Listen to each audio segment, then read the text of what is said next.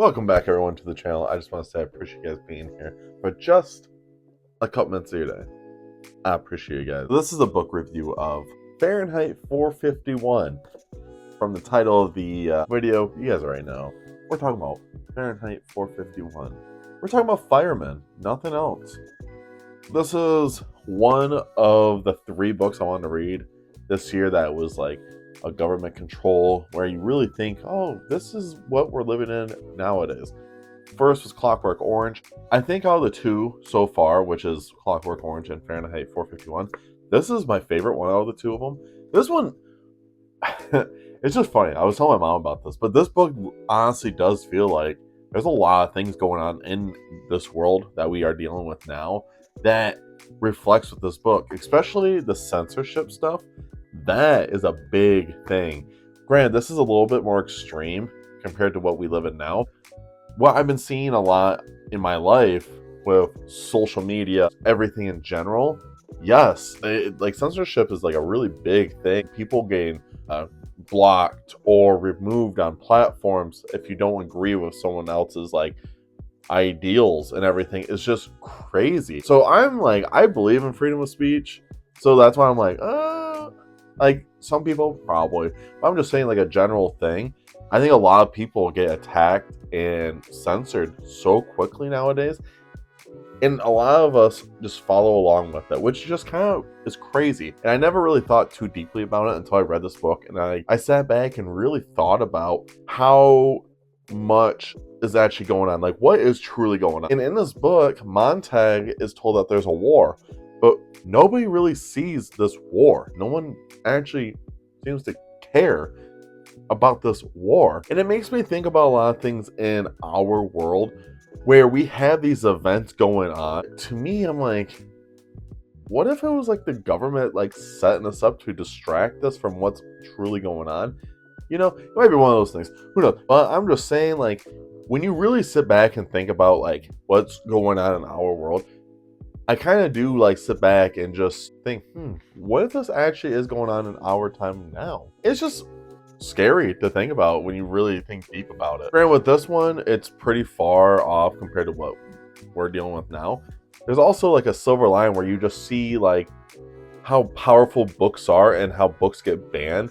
What firemen truly are just people that kill people who like own books. They burn down their house and then they just off them. No one truly understands how that's like not okay. And there was a part in this book where Montag was back at home with his wife and 2 of her friends, and they were talking about the war, and they were talking about how, oh yeah, we get divorced, and my husband told me as soon as he dies, I'll just find a new husband.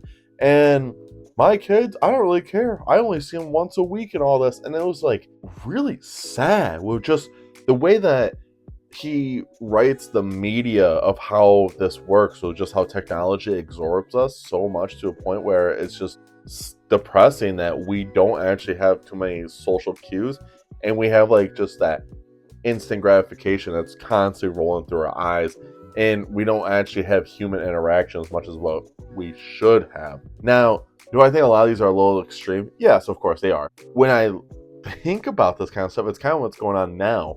That's why there's like a huge thing when I see people talk about like with TikTok, how TikTok's just like this big thing that is stripping our attention span in so much. And that's why like a lot of people that do YouTube videos have to edit in quick ways to keep people's attention. And to me, it is kind of freaky. I actually sit back and think about it. I'm gonna sound like an old head, but there's times where I actually have to, like, when I talk to people like can't have a conversation with you without scrolling, about doing something. They have to fidget constantly because their attention's just not to you anymore. So if you actually meet someone who will have a conversation with you without messing with their phone or without fidgeting or just something where they can just have a conversation and pay attention to you, it's weird. Maybe that's just me nowadays, but that's what I've been noticing a lot. After reading this book, it really just sank deep into me of just realizing how different our world is and how much closer we are to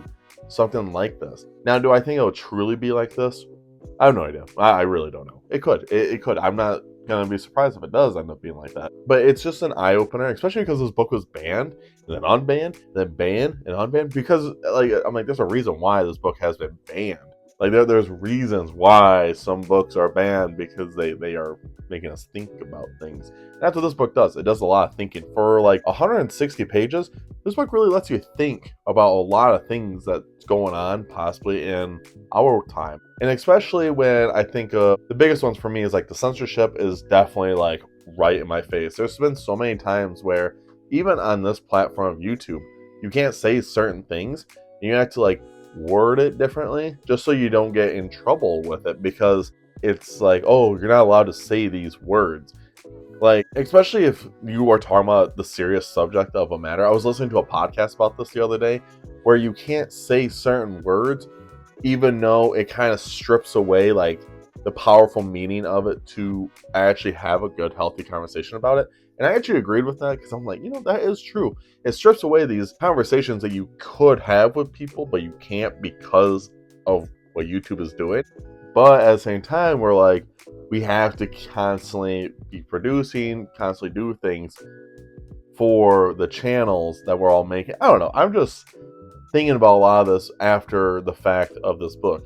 Now, the book itself, I'm just like spieling about what actually is kind of like with this book. And honestly, I really like this book. I gave it a 5 out of 5 stars. Ray Bradbury is 2 for 2 for me right now.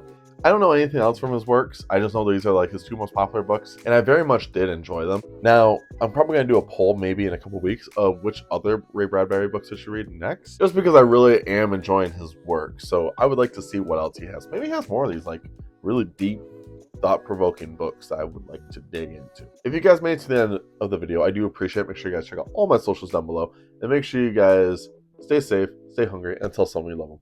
I'll see you guys in the next video.